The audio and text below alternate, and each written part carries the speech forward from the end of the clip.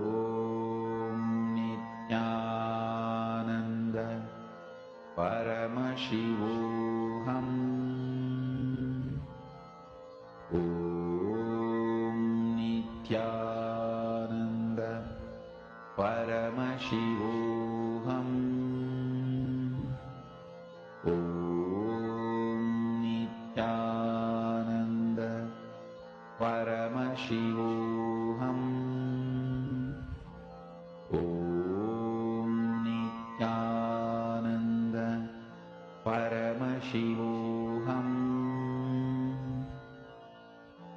Om Nithyananda Paramashivoham. Om Nithyananda Paramashivoham. Om Nithyananda Paramashivoham. Om Nithyananda Paramashivoham. Om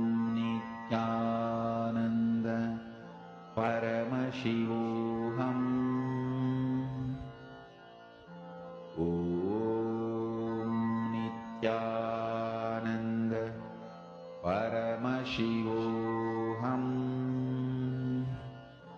Om Nithyananda Paramashivoham. Om Nithyananda Paramashivoham.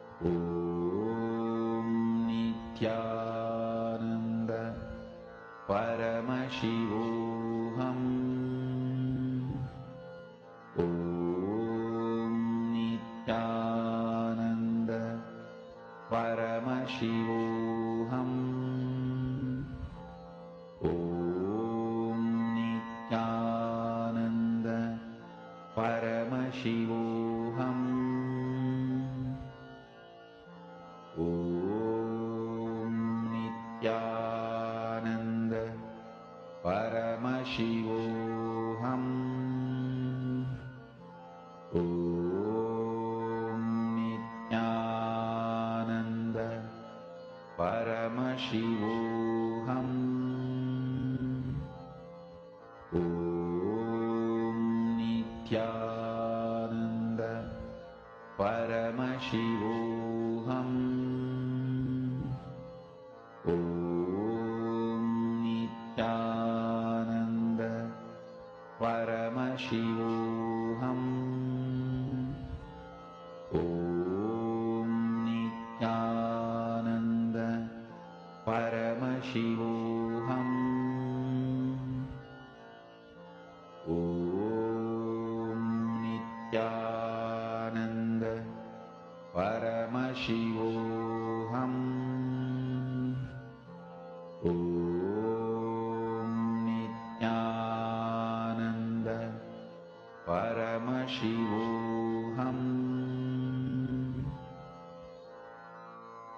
Mahamahavagya, spiritual lullaby for samadhi, and Suprabhatam, wake up call, wake up song for Paramashiva.